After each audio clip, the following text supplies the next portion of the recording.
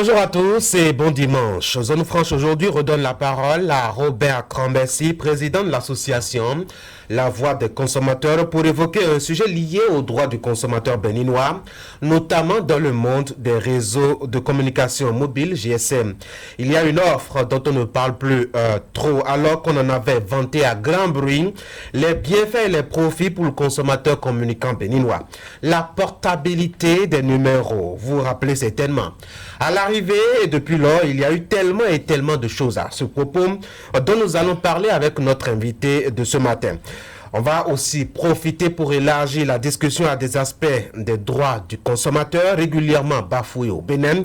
On se donnera par ailleurs les moyens pour éviter de nous faire anarquer par ces temps de fête de fin d'année qui approchent, avec l'inondation du marché de consommation par des produits de mauvaise qualité. La mort est dans nos plats, ne dit-on pas souvent. Mais peut-on vraiment la fuir en faisant confiance uniquement aux produits locaux dans une dynamique de valorisation du consommant local? Notre invité nous en dira deux mots. Robert Krambessi, bonjour. Bonjour, bienvenue sur Zone Franche. Vous serez suivi à travers donc cette émission un peu partout dans le monde grâce à notre système de relais constitué de radios partenaires comme Solidarité FM, Dialogue FM, Fraternité FM, mais aussi de médias en ligne. Je pensais au site internet et autres canaux connexes. Merci d'être là.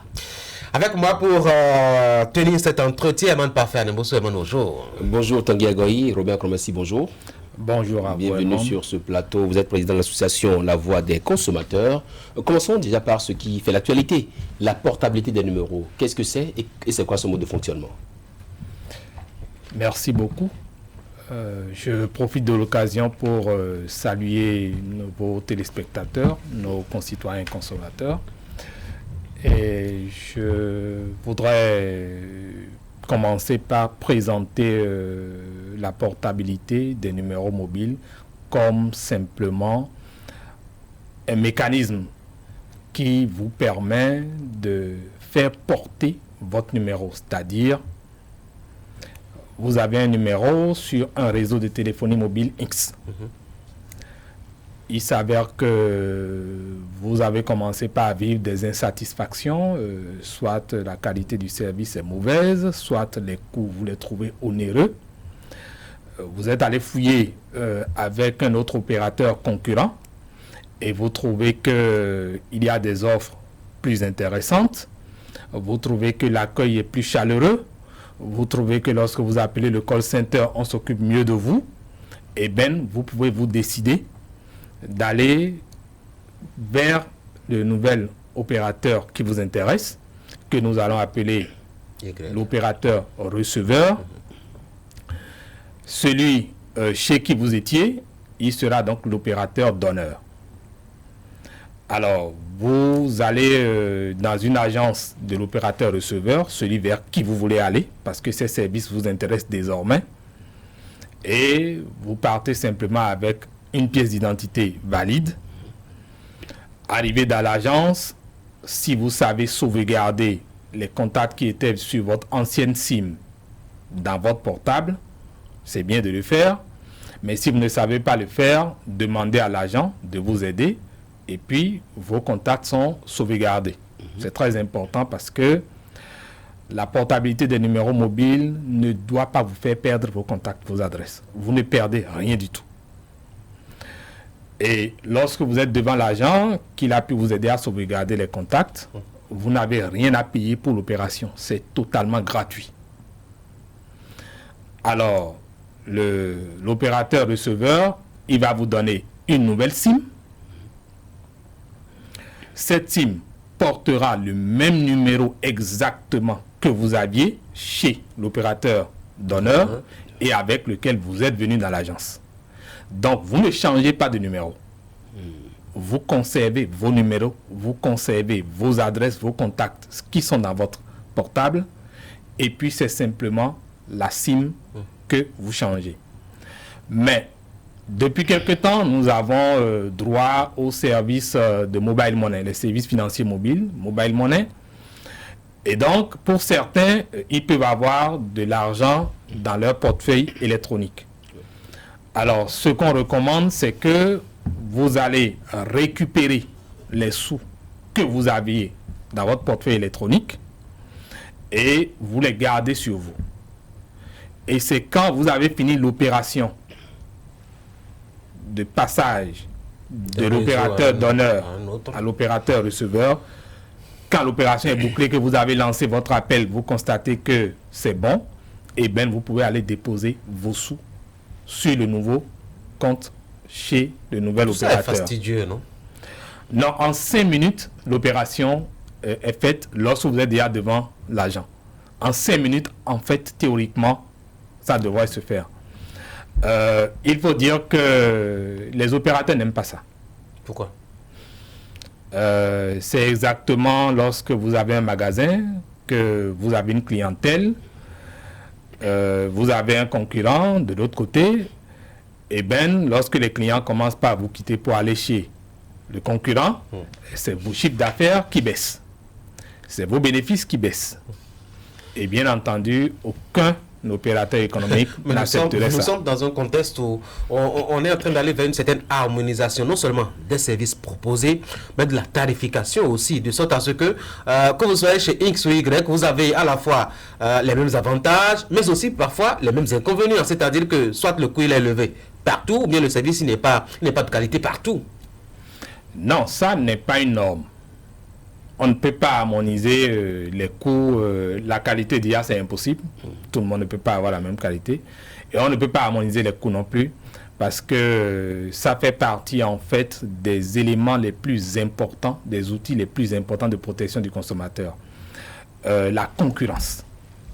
Si la concurrence ne joue pas, nous allons nous retrouver pratiquement comme dans les situations monopolistiques. Les 2 ou 3 opérateurs, s'il y en a, vont afficher les mêmes tarifs. Et puis, quel que soit ce que vous subissez chez l'un ou l'autre... C'est ce vers quoi nous tendons, justement, parce que là, on a un paysage qui est réduit à 2 opérateurs économiques dans le secteur. Vous n'avez pas le choix, hein, quand vous êtes embêté ici, vous allez là-bas. Quand l'autre vous embête, vous faites quoi? Vous revenez ici, ça devient... Non, ça ne peut même pas se passer, parce que déjà, quand vous allez voir le code du numérique, en son article 115, c'est prévu parmi les missions de l'ARCEP, les prérogatives de l'ARCEP, de faire jouer la concurrence loyale, de façon licite. Et quand ça, c'est prévu déjà par le code du numérique, vous voyez qu'on ne peut pas déroger à ça. Il peut arriver, la situation dans laquelle nous nous trouvons, où Glo est parti, sinon on avait au moins 3, où Libercom a fermé, pour les raisons que nous connaissons, mais sinon... voilà, Bell Benet aussi malheureusement, Bell Benet que tout le monde aimait parce que c'était le patrimoine national, on savait que c'était notre chose. Donc malheureusement, on s'est retrouvé avec 2. Et c'est la concurrence qui a joué aussi pour qu'on se retrouve avec 2. Même s'il y a eu peut-être des situations qui ne sont pas toujours très bien, mais c'est les plus forts qui restent sur le marché. Alors pourquoi est-ce qu'on évoque la portabilité des numéros GSM alors même que de vos explications, on sent que ça désavantage réseau GSM au détriment de l'autre, au profit de l'autre. Finalement, ça sert à quoi la portabilité des numéros? Comme je l'ai dit tout à l'heure, le rôle de l'ARCEP, c'est de faire jouer la concurrence aussi. Et donc, pour faire jouer la concurrence et en respectant notre droit au choix, ce droit qui est capital pour le consommateur, il faut qu'il y ait une multitude de produits de la même gamme sur le marché, avec des coûts, des qualités différentes, pour que le consommateur ne soit pas contraint de consommer un service qu'on lui impose. Donc l'ARCEP était dans l'obligation de faire jouer la concurrence en facilitant la portabilité, la mise en œuvre de la portabilité, parce que l'avantage que ça a, c'est que je ne suis plus tenu d'avoir 2 SIM. Je ne suis plus tenu d'avoir 2 ou 3 portables. Vous voyez, sinon, en fait, c'est celui qui a des revenus modestes ou bien élevés qui peut se permettre lui d'avoir 2 SIM ou 2 portables. Mais la majorité des consommateurs ont droit au service. Ça fait partie des services universels. Et donc, on ne peut pas ne pas permettre à tout le monde d'avoir la possibilité, juste avec un portable, de quitter un opérateur pour aller chez l'autre et en conservant son numéro, parce que si vous perdez le numéro, vous voyez tous les contacts que vous avez. Et d'ailleurs, l'ARCEP a pris une autre décision récemment, la décision 2020-118, qui en fait interdit aux opérateurs de téléphonie mobile toute résiliation des cartes SIM. Parce que, rappelez-vous ce qui se passait. Lorsque vous payez une carte SIM, on vous dit ça a un cycle de validité. Et à travers ce cycle de validité, c'est que en 3 mois, si vous n'avez pas rechargé du tout, eh bien, on vous dit vous ne pouvez plus émettre des appels. C'est la première étape. On vous empêche d'abord d'émettre des appels. Deuxième étape, après les 3 mois supplémentaires, on dit, bon, vous n'avez toujours pas rechargé, eh bien, on vous coupe totalement. Vous ne pouvez ni émettre ni recevoir d'appel. Et on vous retire le numéro. Qu'on attribue à une autre personne. Qu'on attribue à une autre personne. Et qu'est-ce que ça crée? Des litiges entre les consommateurs. Ouais. Parce que votre numéro se retrouve avec une personne X, ceux qui échangeaient avec vous, ça peut être votre famille ou des personnes avec qui vous avez des affaires, et bien, qui commencent par vous appeler, tombent sur quelqu'un d'autre, qui se font arnaquer parfois aussi. Tout à fait. Et donc, voilà tous les problèmes que ça a créé au point où l'ARCEP a fini par dire il faut interdire ça. Nous l'avions réclamé pour l'occasion, nous remercions l'ARCEP pour avoir pris cette décision, parce qu'elle aurait pu ne pas la prendre. Donc c'est un avantage. Ça facilitait par ailleurs les réseaux GSM qui obligeaient les consommateurs à acheter forcément des unités pour recharger, même quand ils n'avaient pas besoin justement de temps consommé. Exactement. Et par exemple, pour ceux qui voyagent, qui sont dans la diaspora, parfois ils sont surpris parce qu'ils ne connaissent pas le principe. Au moment où on leur a vendu la SIM, personne ne leur a expliqué en fait qu'il y a un cycle de validité et qu'au bout de 6 mois, ils peuvent perdre le numéro. Donc désormais, les numéros, ça devient un peu comme un identifiant unique. Vous l'avez, c'est pour la vie en principe. Et ça vous permet de ne pas recharger forcément. Et donc ça règle un problème très important. Si je suis chez un opérateur et que je tente la portabilité et que ça ne marche pas, j'ai la possibilité de procéder d'une façon très simple. Je prends une deuxième SIM chez l'autre opérateur, et puis puisque je vais sanctionner le premier, parce que le service est mauvais, je me plains tous les jours, c'est la même chose, c'est simple. J'ai une deuxième SIM chez l'autre opérateur, et je vais consommer les services là-bas. Je paye là-bas. Mais là-bas, je garde la SIM, juste pour recevoir les appels, juste pour les plus simples besoins. Et comme ça, l'autre fournisseur, qui n'avait aucun égard pour moi, qui malgré toutes les souffrances ne sent pas le fouet parce que ce n'est pas son dos qui le supporte, eh bien, il comprendra que le client, il est le patron, le consommateur est le seul patron, et que... Est-ce que ça se fait sentir pour autant au niveau des réseaux GSM? On a l'impression que plus ils sont réduits justement en termes donc de concurrence, ils sont 2 maintenant, et moins ils ont d'exigence, parce que les produits, on l'améliore plus les qualités, etc. Et le monsieur, quand il a garé votre SIM et qu'il passe à autre chose, puisque la SIM, le numéro est le vôtre, et il ne peut plus l'exploiter pour autre fait ou pour une autre personne, et bien il ne peut pas sentir justement que vous l'avez délaissé. En réalité, je vais vous faire voir une opération très simple qui va vous montrer qu'en fait, il suffit que les consommateurs s'entendent. Si nous nous entendons, vous allez voir l'effet que ça va faire. Dans une journée, parce que nous sommes fâchés avec un opérateur, eh bien, 10 000 personnes le quittent. Ce n'est pas forcément parce que nous estimons que là-bas, de l'autre côté, c'est parfait. Non. Mais nous avons pris une résolution pour lui faire changer de stratégie, pour lui faire améliorer la qualité des services, pour faire cesser certains pillages. Et donc, 10 000 sont partis aujourd'hui. Après, 10 000 autres sont partis. Ben, il commence par lorgner son portefeuille. Et il se dit, attention, à ce rythme-là, eh bien, je risque de tous les perdre. Donc, c'est une stratégie que nous devons adopter en tant que consommateurs pour commencer par montrer aux opérateurs que si vous n'êtes pas à même de respecter les cahiers des charges qui sont les vôtres, si vous n'êtes pas à même de respecter les intérêts de vos clients, eh bien, c'est eux qui dictent la loi du marché. Et c'est on n'a pas l'impression que c'est un service très sollicité par les consommateurs. Non, ce n'est pas très sollicité pour la simple raison que beaucoup de gens n'ont pas encore compris son utilité. Beaucoup de gens ne comprennent pas encore comment ça fonctionne. Mais aussi, comme j'ai dit, les opérateurs n'y trouvent pas intérêt, puisqu'ils ne veulent pas perdre leur business.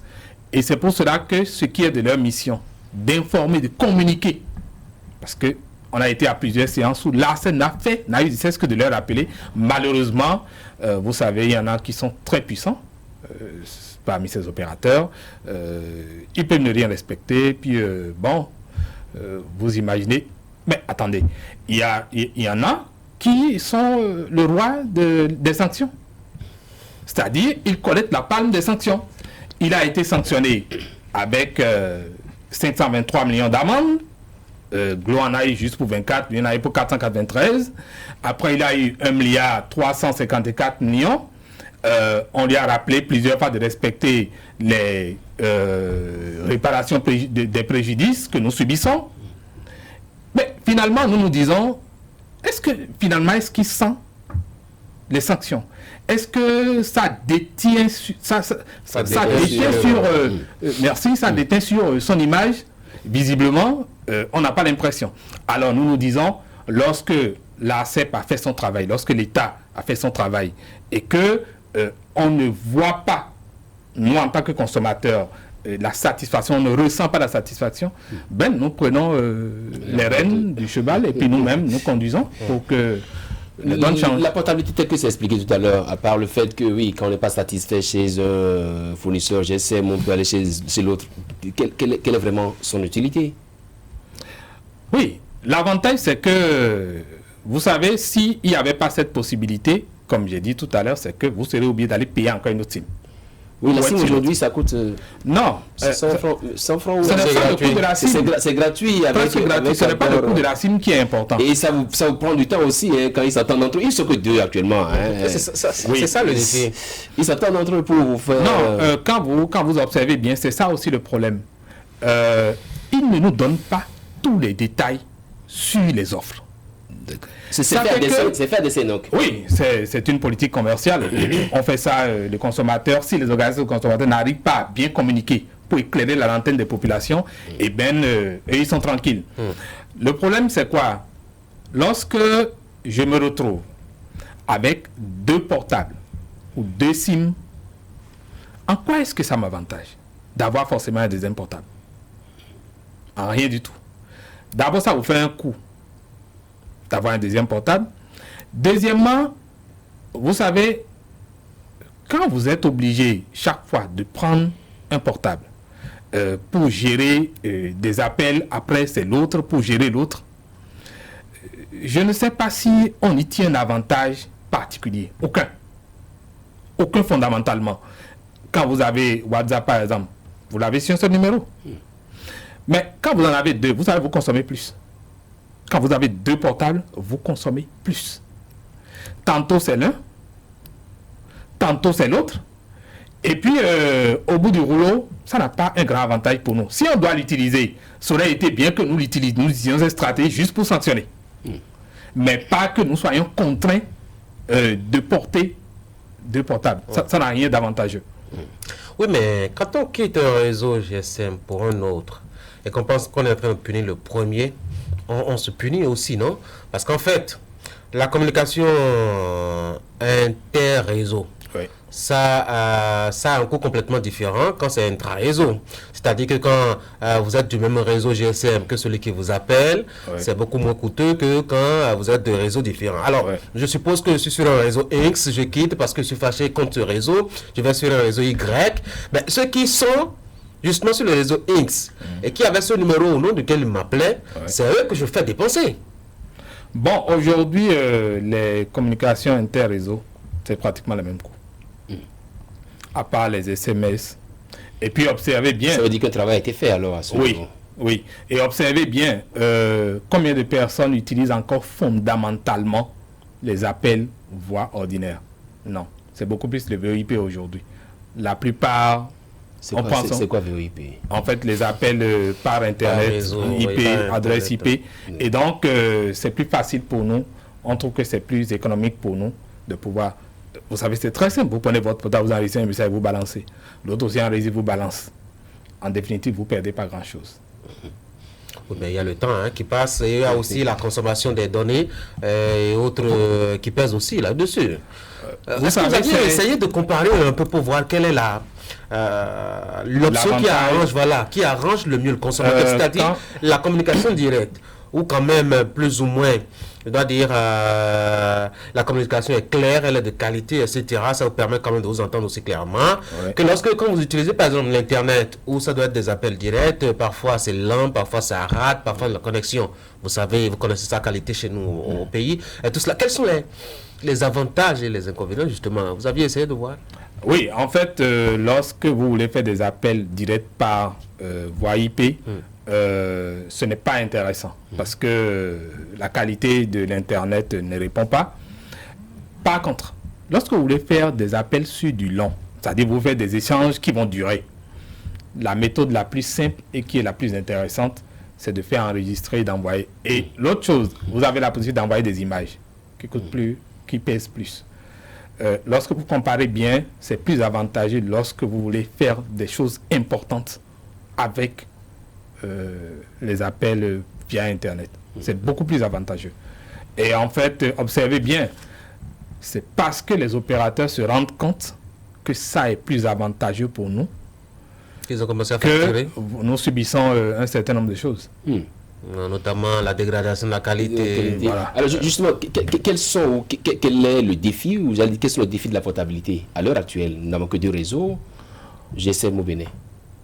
Oui, pour nous, les défis aujourd'hui, c'est de tout faire pour que le consommateur soit largement informé et qu'il sache de la possibilité qu'il a de l'utiliser. Vous savez, pour nous, en tant qu'organisation de consommateurs, on perçoit ça beaucoup plus comme un outil de pression pour amener l'un ou l'autre à changer, à améliorer la qualité du service. C'est très important, c'est l'essentiel pour nous ça. Et donc, il faudra sensibiliser suffisamment pour que chacun comprenne que c'est un outil qu'il peut utiliser pour faire améliorer la qualité du service. Mais dans un contexte où le consommateur aura des tracasseries administratives et ne veut pas justement avoir de contact avec les messieurs en col blanc ou bien en cravate, etc., c'est pas évident qu'il ait le réflexe tout de suite d'aller se faire changer de GSM, de réseau GSM. Oui, je conçois. Mais vous savez, la vie c'est comme ça. Les difficultés que nous rencontrons avec les opérateurs, est-ce que nous voulons qu'elles cessent? Ce que nous endurons tous les jours, imaginez, vous savez, ça donne de l'effroi. Lorsque vous êtes tranquille et qu'on peut se lever pour aller vider votre compte mobile money du jour au lendemain, vous voyez un peu ce que ça fait.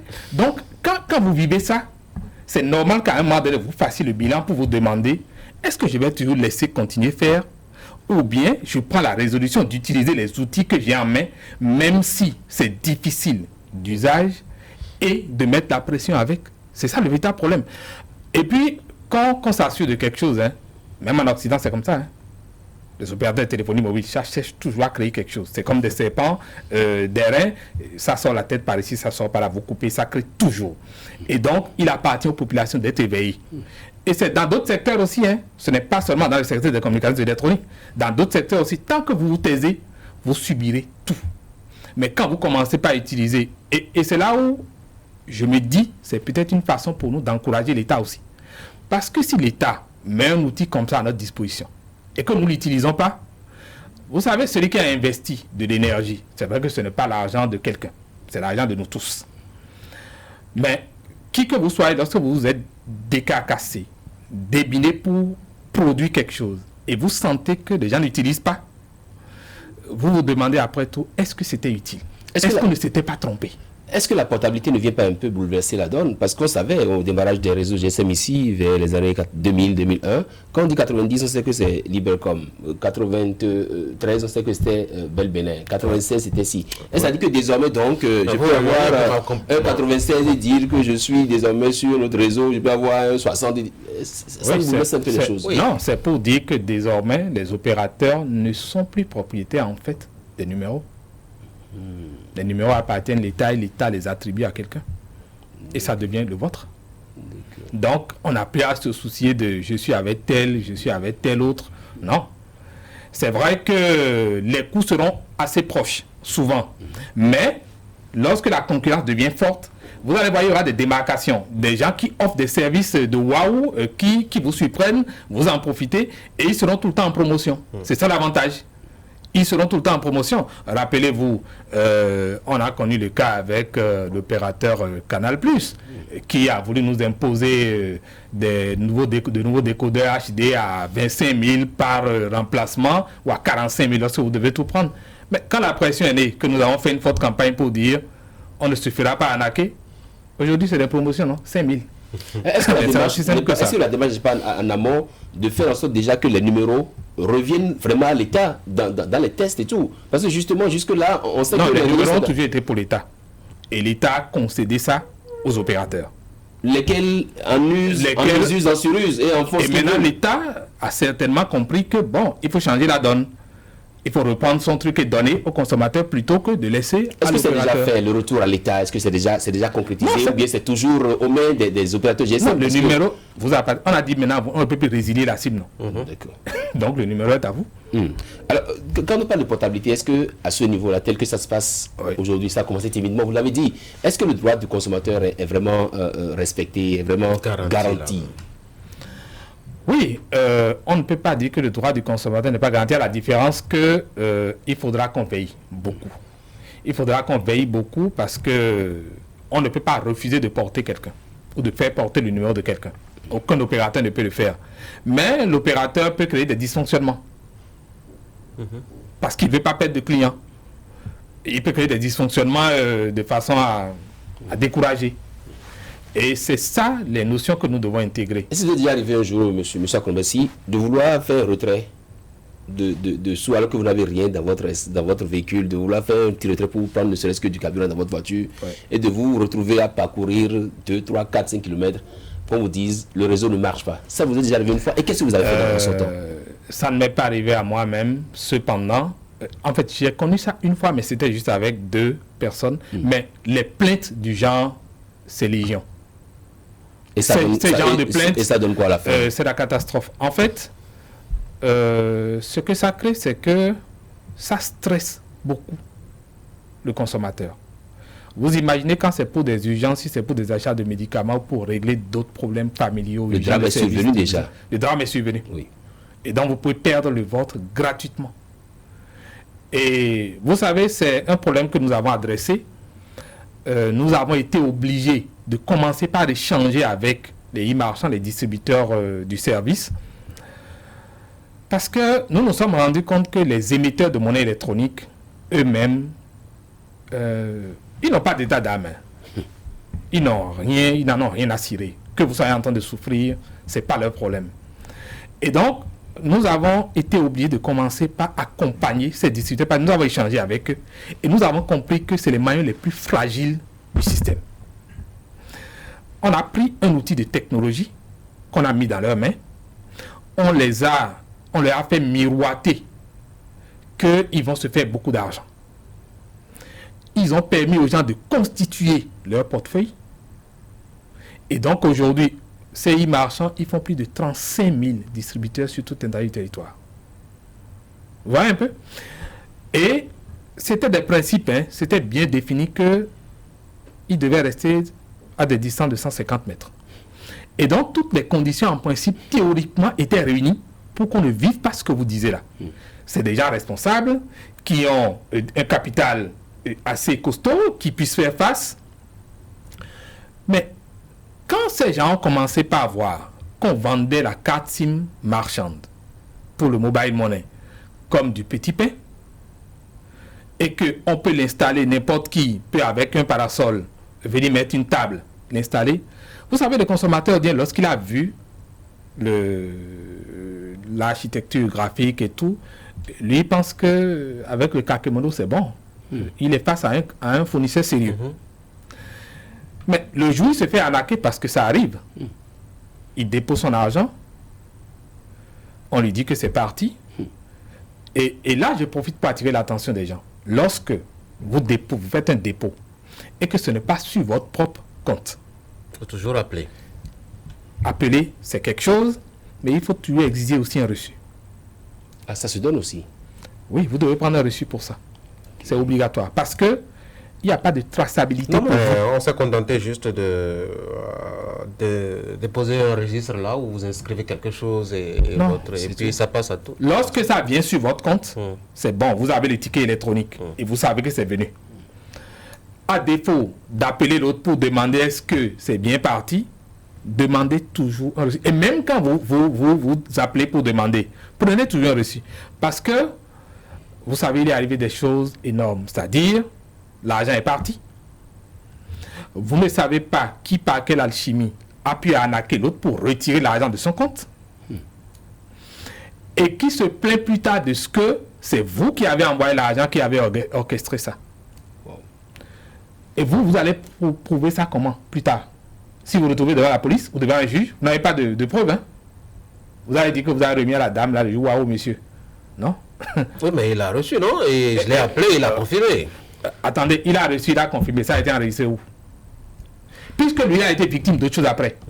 Lui, il a été victime d'une arnaque où on a récupéré encore les sous sur son compte.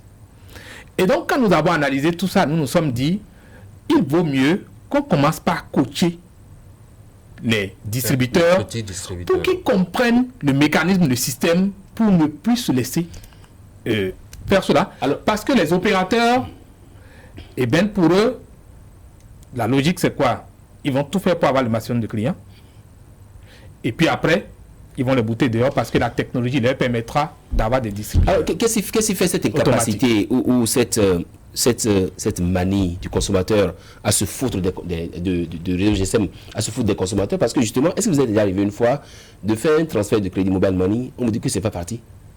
Vous refaites et vous vous rendez compte que vous avez fait 2 fois le transfert. Mais on sait qu'hier, moi je l'ai suivi, c'est quand même bizarre, hein, vous demandez un service à distance, on vous dit que l'opération est échouée. Vous reprenez et vous découvrez qu'en fait, ça a été 2 fois validé. Vous voyez, malheureusement. Est-ce que donc ce n'est pas le silence, le trop grand silence de l'ARCEP ou des autorités qui doivent un peu réguler le secteur qui fait que les opérateurs de système nous arnaquent à la fin? Bon, moi je ne peux pas dire qu'il y a votre silence aussi. Non, nous, notre silence, non. Nous sommes tout le temps Vous êtes trop silencieux, hein, monsieur. Non, quelquefois, quand ça vous plaît, vous haïssez, mais le reste, on ne voit plus. Non, je vous rassure que nous ne sommes pas silencieux. Bien au contraire. Vous voyez, je suis en train de revenir, par exemple, de 7 jours de campagne dans le Septentrion. Wow. Malgré que je sois fatigué, je me suis plié pour venir continuer la mission. Vous savez, je ne peux pas dire que l'ARCEP a un trop grand silence parce que ce que nous avons observé en collaborant avec l'ARCEP, d'abord leur prérogative d'être l'arbitre de 3 parties. C'est eux qui doivent s'arranger pour que l'État y trouve son compte. C'est eux qui doivent s'arranger pour que l'opérateur y trouve son compte. Et c'est eux qui doivent s'arranger pour que le consommateur aussi trouve son compte. Donc, souvent les difficultés, c'est quoi? Ils prennent des sanctions. D'abord, ils ouvrent des procédures. Ils finissent par prendre des sanctions. Mais le problème, c'est qu'à un moment donné, on se demande, est-ce qu'à force de prendre des sanctions tout le temps, est-ce que ça résout forcément le problème? Parce que, vous savez, moi je me demande, quand il y a autant de sanctions, et quand je connais la capacité d'un opérateur à manipuler sa technologie, je me demande si ce n'est pas moi qui paye. Mais autant lui en prendre que de le laisser continuer, non? Vous n'avez pas suivi la fin de mon intervention. Je me demande, est-ce que ce n'est pas moi qui paye encore? Ouais, un peu. Ben justement, quand une fois qu'on l'a sanctionné, la dernière fois, vous savez, il s'arrange pour vous. Lorsqu'il y a eu le problème de défalcation sur les comptes mobile money, le DG de l'entreprise m'a appelé, on a commencé par discuter, et je lui ai dit, vous arrêtez tout de suite la procédure. Il dit, ouais, il s'engage à le faire. Mais il m'avait dit qu'ils se sont arrêtés autour de 70 millions. Mais en pleine séance, pendant que le ministère du Commerce faisait une enquête et que nous étions tous là, ils ont déclaré un autre montant qui se sont arrêtés à 300 millions sur 512 millions. Alors, vous voyez, à la date d'aujourd'hui, l'ARCEP n'a pas encore bouclé l'instruction. Le ministère du Commerce, de son côté, n'a pas encore sorti un résultat de l'enquête. Donc, nous nous demandons, qui sont ceux qui ont été défalqués? Est-ce que c'est forcément des gens qui auraient reçu? Déjà que tout est illicite, parce que la procédure n'avait rien de légal. Mais est-ce que nous n'avons pas été plus victimes? 2 fois victime. 2 fois victimes.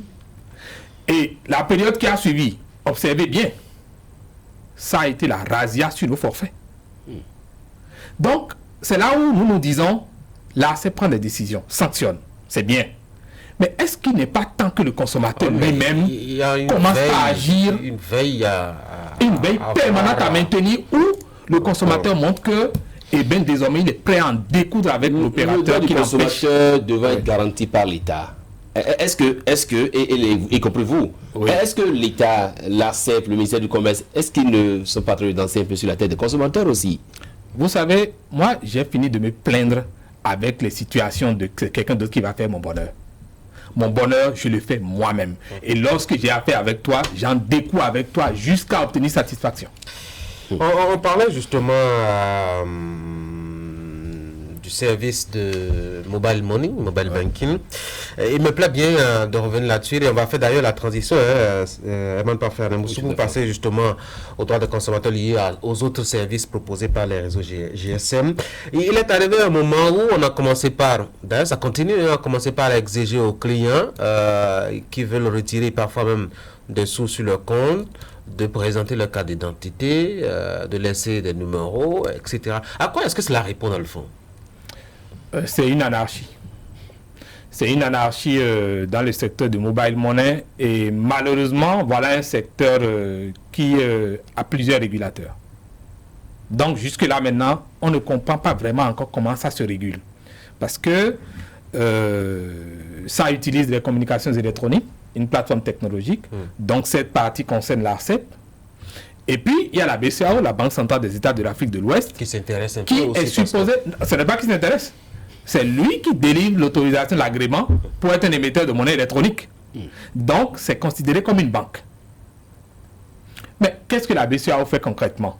Parce que ce que nous avons subi jusque-là, nous n'avons pas vu encore la réaction de la BCEAO. Peut-être que les commissions sont en cours, les commissions bancaires, parce que quand la BCEAO veut taper, elle le fait bien. Mais pour nous, on trouve ça lent. On trouve ça lent parce que les préjudices que nous subissons, on ne va pas attendre qu'on nous vide complètement. Surtout que ce mobile money, ça fait partie des instruments tant souhaités par la BCEAO. Pourquoi? Aujourd'hui, l'inclusion financière est un instrument, un outil important qui va accompagner le développement des populations, surtout à la base. Parce que, comme vous le disiez, on l'a conçu pour ces populations-là qui n'ont pas forcément de pièce d'identité. Donc, que du jour au lendemain, on leur dise, j'avais déjà déposé mon argent chez vous. J'ai peut-être économisé jusqu'à 1 million. Je veux retirer et on me dit... Et maintenant, je vais récupérer dans mon épargne et vous me dites que non, que je n'ai pas de pièce d'identité. Mais non, c'est un drame. Donc, aujourd'hui, qui est-ce qui s'en occupe? Et le ministère des Finances aussi. Moi, j'aurais tellement souhaité que monsieur le ministre Wadaï se préoccupe un peu de cette question-là.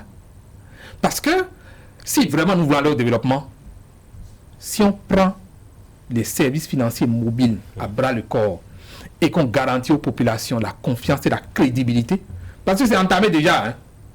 Si l'État ne trouve pas les moyens pour remettre les gens en confiance, vous avez vu, à la suite de l'incident du 6 août, les gens ont récupéré leurs épargnes sur le mobile money. Ah oui, ah oui, les gens calmement ont récupéré leurs épargnes. Mais ils vont se faire du mal. Ils vont se faire du mal puisque c'est un service de proximité, notamment pour des couches un peu plus difficiles de conditions sociales, etc. Oui, mais ils ont trouvé une autre formule. Laquelle? La formule, c'est que je dépose juste le minimum pour faire une opération. Oui, mais ça revient au même. Que vous déposiez 1 million, que vous grignotez le temps de couvrir le mois, ou que vous déposez 10 000 par jour, non, ça ne fonctionne pas comme ça. Ah, en fait, c'est-à-dire, au lieu d'utiliser le service financier mobile, il se dit, on est en train de m'empêcher d'en jouir. Donc, je me contenterai de continuer d'utiliser les billets, et lorsque je me retrouve dans les cas de dernier recours, eh bien, je ferai recours au mobile money. Vous voyez maintenant? Alors que c'était rentré dans les habitudes et que c'était en train de remplacer C'était systématique. L'argent physique. Je connais des gens, quand ils ont envie de voyager, ils font les dépôts sur leur compte pour être en sécurité. Et dès qu'ils sont à destination, ils retirent et puis c'est fini. C'était vraiment safe. Et donc, on avait accepté d'accompagner la BCEAO dans cette logique-là parce que ça permet de résoudre les problèmes des populations qui n'avaient pas accès aux services bancaires. Vous aviez accompagné également dans les coûts que génèrent les transferts et tout? Non, vous n'avez pas été associé? Non, par rapport aux coûts, vous savez, ces décisions, ça se prend sur le dos du consommateur. Quand on prend 400 francs CFA sur un compte de 10 000 par exemple, onéreux. Pour une population qui a difficilement jamais vu, par exemple, le billet de 10 000 dans sa vie, 400 francs CFA, c'est beaucoup. C'est onéreux, mais vous savez, là encore, vous connaissez bien les financiers. C'est des gens qui aiment prendre de l'argent chez vous. Et qui vous le rendent difficilement. Et donc, c'est la communauté. C'est la communauté. C'est-à-dire, eux, ils sont prêts à vous faire épargner, à faire tourner vos sous parce que c'est des milliards qu'ils se font sur ça. Ouais. Mais vous aurez la portion congrue. Si on peut vous piller davantage, on le fera. Donc, à nous de nous réveiller pour dire, bon, ce que nous payons, nous estimons que c'est un peu trop, on peut négocier pour réduire. Et pour négocier pour réduire, nous avons des outils. Vous savez, on doit apprendre à faire du sacrifice. On organise des demi-journées encore où on dit au gouvernement, nous voulons paralyser un peu les mobilisations de ressources financières par mobile. Et on dit au gouvernement de suivre en une demi-journée ce que nous sommes capables de faire. Et effectivement, pas d'opération. Peut-être qu'ils en auront 10% sur ce qu'ils avaient l'habitude de faire. Et puis le gouvernement va se rendre compte que, attention, mais ces gens-là, ils sont sérieux. Et comme ça, la BCEAO même, avec plusieurs expériences, par exemple, dans l'UEMOA, pourrait se dire, parce que ça, nous pourrons le faire. Ça a été comme le cas de Canal+. Ça a été une ceinture que nous avons faite en organisation de consommateurs au niveau de l'UEMOA. Et le fournisseur n'avait plus, il avait d'autres comptes de mur. Donc il a lâché prise. Et donc c'est la même chose que nous devrions pouvoir faire. Et ça demande simplement aux consommateurs un tout petit peu de sacrifice. C'est-à-dire, nous refusons d'utiliser le service pendant quelques heures. Est-ce que ce n'est pas vous qui manquez d'organisation peut-être aussi? Parce que c'est quand même des gens, ils ne sont pas aussi instruits comme vous pour savoir quels sont leurs droits. Ils n'ont pas autant lu les textes de la République pour en connaître les rouages, etc. Est-ce que ce n'est pas vous, leader, qui devrez justement les organiser, montrer la voie à suivre, montrer les actions et surtout aussi brandir vos succès? Si vous ne parlez pas suffisamment aussi de vos succès, quand on dit vos succès, ce sont les succès, ça ne permettrait pas de mesurer l'importance de la lutte. Ce que vous dites, c'est pertinent. Seulement, vous voyez, mieux que moi, vous savez ce que coûte la communication. Et communiquer pour informer, éduquer, vous savez que si on doit venir pour dire, on veut commencer par présenter nos résultats, le service commercial nous dira, bienvenue, monsieur, on est trop content de vous accueillir. ce qui est normal. Ce qui est légitime. Donc, pour nous, vous voyez la complexité, pour nous, de pouvoir communiquer pour présenter nos résultats. On a eu beaucoup de résultats, même avec l'ARCEP. Et là, je peux vous citer quelques-uns. Rappelez-vous, en mai 2015, nous avons pu obtenir, par exemple, de l'ARCEP, qu'il y ait une restitution de crédit au profit des consommateurs, parce que les deux opérateurs MTN et Move ont procédé à des surfacturations. Et là, ça a été pour un montant total de 176 millions. Même, je connais des gens qui étaient à la présidence à l'époque qui m'ont dit, Robin, franchement, je suis content, hein. J'ai reçu au moins près de 20 000 de crédits qui étaient partis et ça m'est revenu. Nous avons organisé cette action contre les opérateurs en justice et quelques jours après, nous avons eu auprès d'un opérateur qui nous défalquait 7 francs par crédit pour une messagerie vocale qui nous chipait 7 secondes. On a pu obtenir une cessation de ça. Et on a eu beaucoup de... Par exemple, auprès de l'ARCEP, on a eu une vingtaine de décisions qui ont été prises au profit des consommateurs. Mais qui sont pas pour nous. Oui, c'est ça le problème. Et donc, quand on parle de problème d'organisation, qui est prêt à nous accompagner financièrement pour que nous faisions ces campagnes-là? Faisons le débat du financement des actions de consommateurs. Oui. Vous voulez qu'ils se saignent 2 fois, puisqu'ils sont déjà grugés. Vous leur demandez de sortir de l'argent encore pour pouvoir se défendre. Non. Pour les victoires que vous avez, pourquoi est-ce que vous ne demandez pas? Ça peut être dans le cadre d'une élaboration législative demandez qu'on instaure officiellement des pourcentages que vous prélevez en tant qu'organisation des consommateurs pour pouvoir mener les actions quand il y a des succès au nom de certain nombre d'actions. Oui, ce que vous dites aussi, c'est vrai. Seulement, vous savez, avec l'État, les choses ne sont pas aussi rapides que ça. Il faut peut-être des lobbying, ce que nous n'avons pas toujours. Ah ouais, moi je vous fais confiance pour les contacts. Oui, les contacts, oui. Mais la réalité, c'est que, vous savez, on aurait eu plus de succès dans ces lobbying lorsque nous aurions eu une centaine de mille de consommateurs, 200 000 consommateurs, qui fassent des pétitions pour nous, qui disent sur telle action, parce qu'en fait, ce n'est pas que les gens ne reçoivent pas, ce n'est pas que les gens ne bénéficient pas. Rappelez-vous, lorsqu'on avait fait le premier comparatif des services de téléphonie mobile, et qu'on a présenté les offres commerciales et que ça a entretenu une forte concurrence entre les deux opérateurs. On a vu, les forfaits sont passés pour 100 francs 5 minutes à 7 minutes, et pour 500 francs 27 minutes à 40 minutes. Tout le monde en a joui. Je ne peux pas dire que quelqu'un puisse dire que c'était mauvais. Mais est-ce qu'on ne s'est pas tous rendu compte que c'était une campagne que nous avions faite, une communication? Donc, il faudrait que nous-mêmes, entre consommateurs, nous puissions commencer par nous dire, est-ce que nous voulons faire changer les choses? Nous sommes juste des guides. Nous allons proposer, et nous n'avons pas la science infuse. Des guides qui jouissent peut-être de ces fruits-là. Non, vous savez, parce que le consommateur Benoît, il attend, il vous voit, il se dit, bon, ceux-là, ils vont s'asseoir à la table pour négocier en nos lieu et place. Finalement, c'est eux qui ont surtout quand on a surpris plus d'un leader dans de mauvaises postures, devenu à fond parce que intégré à un conseil d'administration par ici, etc. Bon, voilà. Vous savez, on ne peut pas dire qu'il n'y a pas des choses qui se passent. Je ne vais pas dire ça. Cependant, moi je dis toujours, lorsque vous avez un combat commun, il est important de s'attacher aux résultats que vous voulez avoir. Et c'est dit, je crois que Yeshua l'a dit dans la Bible, c'est dit clairement, une nation divisée contre elle-même court à sa perte. Et Abraham Lincoln aussi l'a dit. Si nous ne prenons pas conscience que les enjeux que nous avons, c'est des enjeux pour lesquels nous devons tous nous mettre ensemble et nous battre pour atteindre les objectifs, et que parfois on se met dans des projections.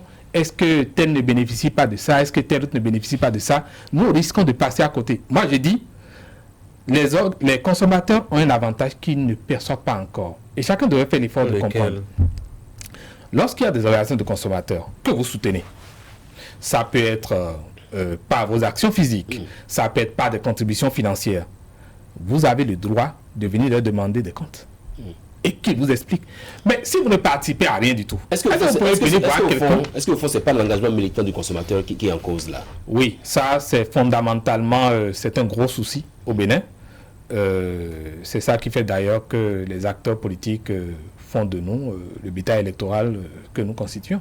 C'est aussi simple que ça. Nous refusons de militer, nous refusons de nous battre. Et parfois quand les gens disent qu'ils ont peur, je me demande, ils ont peur de quoi? Vous n'êtes pas allé dans la rue pour aller casser les biens de quelqu'un. Vous n'êtes pas allé insulter quelqu'un. Oui, de quoi on devrait avoir les représailles ne viennent pas parce que vous avez cassé quelque chose dans la rue. Ah, les représailles viennent donc parce que... Oui, mais les représailles viennent parce que quelqu'un se sent menacé peut-être dans votre action de réclamation de vos droits. Et nous, en tant que responsables de l'organisation de consommateurs, les représailles, ça ne vient pas? On suppose que vous êtes préparé à cela. Que vous êtes bien protégé pour ça. Si c'est ça, il va trouver la marmite avec les tisanes qu'il faut pour préparer les consommateurs. Alors, la période si près, nous sommes en fin d'année pratiquement, et avec cette insécurité alimentaire, bientôt, vous allez sans doute commencer par faire le tour de certaines boutiques pour nous sortir des produits avariés. Mais ces produits passent par quelque part pour être bénéfiques. Oui, c'est une réalité de tous les jours. D'ailleurs, ce n'est pas seulement les fins d'année. Ces produits passent par soit l'aéroport, soit par le port maritime, soit par les frontières terrestres. Et c'est des humains comme nous, c'est des consommateurs comme nous, qui sont des responsables à ces niveaux-là, qui sont chargés de faire le contrôle. Vous avez par exemple... au niveau du ministère de l'Agriculture, de l'Élevage et de la Pêche, vous avez L'ABS, c'est ça, l'Agence béninoise de sécurité sanitaire des aliments. Vous avez la DDR au niveau de chaque département qui représente le ministère de l'Agriculture. Mais si les gens eux-mêmes ne se sentent pas concernés par la santé de tout le monde, la santé de leurs enfants, c'est normal qu'on entende ce qu'on a entendu une fois en Chine. Ils ont l'habitude d'aller acheter dans les supermarchés. Où c'est plus sécurisant. Et pourtant, la mort, c'est bien là-bas. Ah bon? La mort, c'est plutôt là-bas. Quelles sont vos enquêtes? Vous savez, lorsque vous allez au supermarché, pour ceux qui font bien attention... On ne va pas faire de la mauvaise pub pour les supermarchés. Hein. Non, je parle de la réalité que nous constatons, qui est simple, et qui n'a même pas besoin de choses là. Vous constaterez souvent que les boîtes de conserve que vous prenez, c'est souvent salé. Vous constatez au moins ça? Saucisses, salées. Oui, quand vous allez vers les viandes, les pâtés, ça participe des conditions de conservation. Et pourtant, ce sel-là, c'est ça qui crée le tueur silencieux chez vous, l'hypertension artérielle. Vous ne vous en rendez pas compte. Vous consommez tous les jours. Et vous croyez que vous êtes de l'élite. Oui, de la classe... la haute bourgeoisie. Oui. Mais malheureusement, vous vous tuez progressivement. Quelles sont les techniques de fraude, surtout quand on est dans ces périodes-là? Oui, comme je le disais, vous savez, en Chine, on nous a dit qu'il faut demander à vos États d'installer de véritables structures de contrôle. Et lorsque les produits arrivent, que ce n'est pas de bonne qualité, vous renvoyez ça. Parce que ce n'est pas l'État chinois qui envoie. Ça veut dire qu'on n'a pas encore de structures de contrôle au Bénin. C'est ce que la Chine nous a dit. Donc, ça veut dire que nous devrions faire le travail pour que ça devienne efficace. Et c'est réel. Lorsque vous allez vers le laboratoire central de sécurité sanitaire des aliments, le LCSA, ils vous diront, pour telle analyse, nous n'avons pas encore tel réactif, nous n'avons pas encore le protocole. Et donc, finalement, qu'est-ce que vous faites? Mais ils disent qu'ils ne peuvent pas analyser. Qu'est-ce que vous pouvez faire? Vous avez entendu, vous avez suivi tout ce qu'il y a eu comme excentricité sur la question du pain, le pain cancérigène. Oui. Bon, on nous avait dit qu'on allait analyser. Non? Les résultats, vous avez déjà vu? Vous l'avez abandonné aussi le dossier. Il y a eu ce silence et vous nous laissez consommer ce pain. Vous savez, malheureusement, il y a des choses qui se passent où je me dis, nous, Béninois, nous avons fondamentalement besoin de changer. Et c'est réel. J'ai rencontré un monsieur comme ça, qui est en France, et qui m'a dit, je travaille avec des laboratoires là-bas. Je suis prêt à vous aider à faire analyser les produits. Mais après, il a disparu. Je le relance, silence. Et ce n'est pas que des Béninois au Bénin ne sont pas capables de nous aider à le faire. Vous savez pourquoi l'initiative ne vient pas, même si nous, on ne perçoit pas, pourquoi l'initiative ne vient pas parfois de Béninois qui ont les moyens. Vous ne savez pas peut-être celui qui est resté silencieux, qui vous a abandonné, quelles sont les pressions qu'il a subies. Parce que c'est une question de lobbying, hein, quand vous voyez une boîte de... C'est possible, peut-être qu'il a tenté de négocier quelque part. Une boîte de tomates qui traverse les frontières, qui rentre sur le territoire national, c'est toute une firme, c'est toute une organisation internationale. Toute la chaîne de production, de distribution et tout. C'est effectivement, mais vous savez, il faut bien à des moments donnés que nous apprenions de prendre du risque pour les autres. C'est important. Si nous ne faisons pas ça et que nous pensons que la vie, ce n'est que le président. Un président dit qu'il vaut mieux rester en vie que d'être martyr. Un ancien président du Bénin. Non, je m'excuse. Bon, il est resté non martyr. Ça lui a rapporté quoi? Ah bon, j'ai pas eu le temps. Il est resté en vie. Il est resté en vie. Bon, concrètement. Non, en fait, je pense que les gens devraient concevoir que la vie, ce n'est pas que le fait d'être là physiquement. Mais non. Il y a quelque chose qui nous dépasse. Et on avait toujours pensé qu'en fait, l'univers physique constituait la plus grande partie du monde.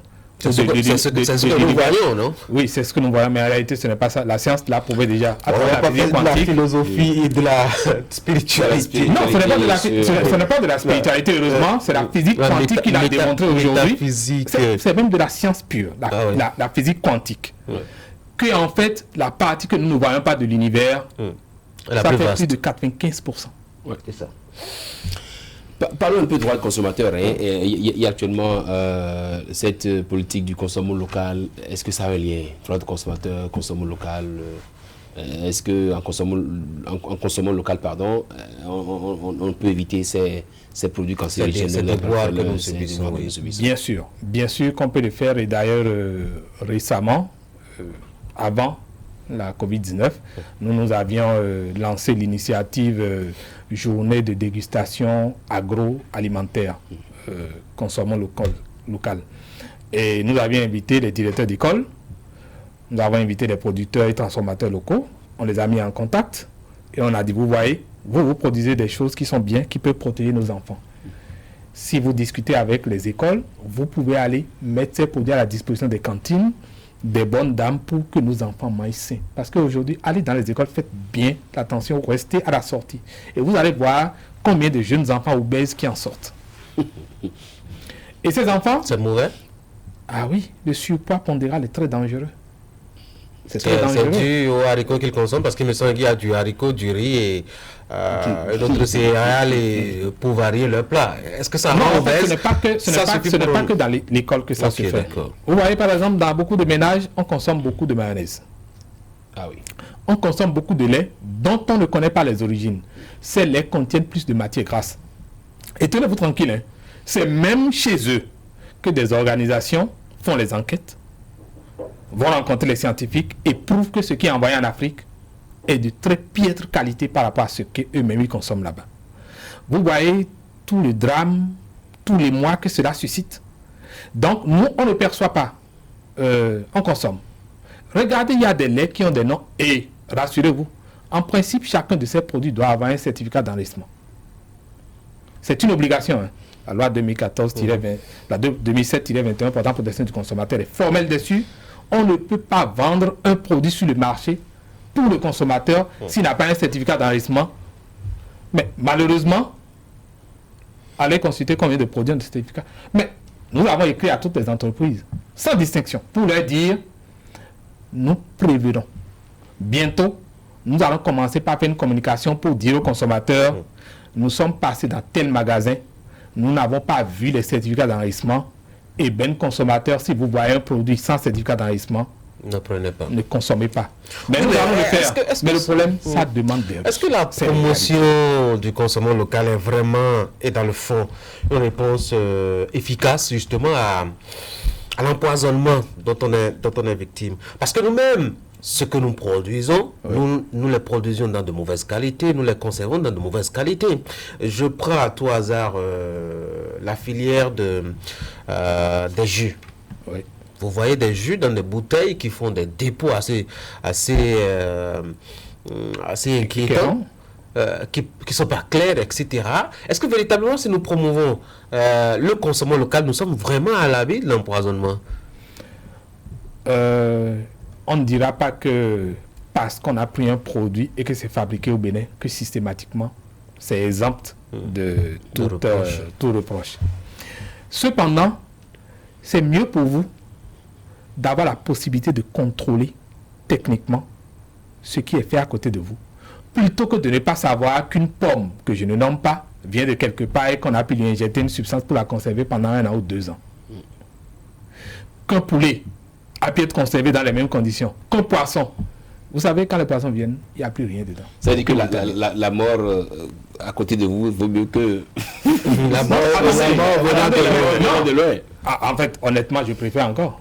Ah ouais? Je préfère la mort. Il y a une mort préférable? Oui, je préfère cette d'à côté que celle qui... Non, en réalité, ça veut dire que si nous travaillons bien, si l'État prend conscience, nous allons pouvoir avoir des produits de très bon qualité. Et tenez-vous tranquille, il y a des produits de chez nous qui sont très appréciés en Occident. Et ça veut dire que les gens, ils ont respecté les normes de production, les process. Et il y a des gens qui font de très bons trucs au Bénin. Hein. Mais rassurez-vous, nous utilisons moins d'engrais, moins de substances chimiques, de pesticides que beaucoup d'autres pays. Si vous voyez d'où je parle. Et donc, en réalité, il suffit qu'on se réorganise un peu. Je parle des produits agroalimentaires, bien entendu. C'est de ça que je parle. Est-ce qu'à la fin, vous ne renvoyez pas le consommateur béninois à se protéger lui-même, alors que c'est l'État qui est censé protéger le consommateur béninois? Vous savez, je dis toujours quelque chose. Si je suis né orphelin, je me prends en charge. Et si mon père est vivant et qu'il a le droit de protection... Est-ce que vraiment mon père est vivant? L'État, il est vivant? Ah, je ne sais pas. Même quand vous êtes né orphelin, vous avez vos tantes, vous avez vos oncles qui sont là, qui sont censés vous protéger. Occupez-vous de vous-même d'abord. Lorsque vous avez la chance au moins qu'il y a un oncle qui vous dise, eh ben, moi, je vous conseille, faites attention dans la vie.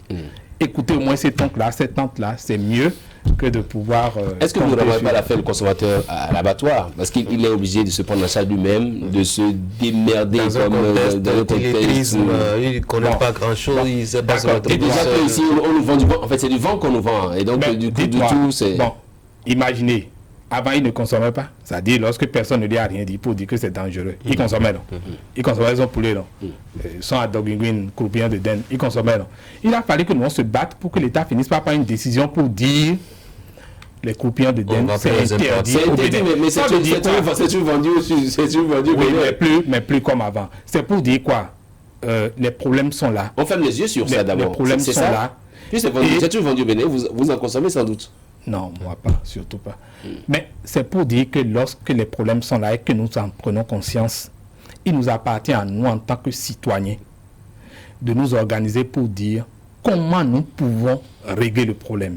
S'il y a des organisations de consommateurs qui sont disposées à le faire et qui nous invitent, créons le pont, discutons et trouvons ensemble des solutions, parce que les organisations de consommateurs à elles seules... Pourquoi attendre qu'ils nous invitent d'abord? Pourquoi ne pas aller vers eux? Parce que c'est aussi ça, vous allez en disperser et on profite de ça pour vous... Non, quand on dit qu'on va en rendre disperser, vous savez, je ne sais pas comment chacun vient dans le secteur. Notre association, là, il y en a au moins 3 4 qui sont... Mais vous savez, ça fait partie aussi un peu de la diversité. Ce n'est pas mauvais. Aujourd'hui, on a un certain nombre qui travaillent ensemble. Qui avons, bien sûr, bien sûr. Et donc, moi, je pense que, et même ce n'est pas parce qu'on est peut-être 3 ou 4 associations que forcément on a les moyens. On a peut-être plus d'idées, mais le véritable problème, c'est le militantisme du consommateur. Il faut que les citoyens commencent par se dire, nous devons intégrer les associations, nous devons participer de la vie des associations. Et c'est en vivant ce que vivent les associations de consommateurs que nous allons certainement nous rendre compte que c'est parce qu'on n'était pas avec elles qu'il y avait beaucoup de choses que nous subissons. On voit dans beaucoup d'autres secteurs des partenaires techniques financiers qui accompagnent quand même des ONG et tout. Est-ce qu'au fond, les partenaires n'ont pas plus intérêt à vous voir échouer qu'à vous voir accomplir vos missions de défense du consommateur? Imaginez que les partenaires techniques et financiers soient dans la promotion justement de la mauvaise qualité. Donc, si non, il y en a qui perçoivent bien la chose. Mais le véritable problème, c'est qui sont ceux qui travaillent chez ces partenaires techniques et financiers au Bénin. Ce n'est pas comme des Béninois comme vous et nous. Donc, le jour, ils seront prêts à nous accompagner. Nous continuons. Il y a au moins une de ces organisations, ou tout au moins de ces programmes, qui a accepté la dernière fois et pour la première fois nous aider à faire une campagne contre la COVID-19. Et ça, nous profitons pour remercier ce partenaire. C'est lequel, dites-nous? OSEA, de la GIZ. Nous profitons pour le remercier. Oui. Et ça concerne tout le monde. Ça concerne tout le monde. Maintenant, pour les autres secteurs, bon, il y a des programmes qui sont de mettre sur pied. Mais nous leur rappelons toujours pour leur dire, si vous ne nous accompagnez pas, pour que nous ayons les moyens, vous allez faire beaucoup d'études, beaucoup d'enquêtes. Nous participons, nous ne refusons pas de participer. Mais le problème, c'est que finalement, lorsque vous allez prendre votre dashboard, vous allez constater que en fait, beaucoup de résultats ne sont pas atteints. Donc, c'est à eux d'apprécier pour voir est-ce que ce n'est pas mieux, même si on estime qu'on a besoin d'être coaché, de nous coacher pour qu'on fasse bien le travail. D'ailleurs, on n'est pas si mauvais que ça. Parce que les résultats de nos actions comptent dans leurs résultats. Est-ce que vous êtes arrivé d'aller dans d'autres pays de la sous-région pour voir comment les associations de consommateurs fonctionnent? Est-ce qu'elles ont l'appui effectivement de en Côte d'Ivoire, par exemple, je peux vous dire que l'Ivoirien, vous savez qui il est. Quand il a un problème, il y fait face. Man to man. Quand vous allez au Sénégal, c'est une communauté qui est très forte, soutenue par la religion musulmane. Et donc ça marche.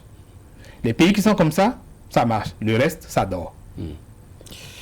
Robert Crombessi, merci beaucoup d'être venu sur Zone Franche.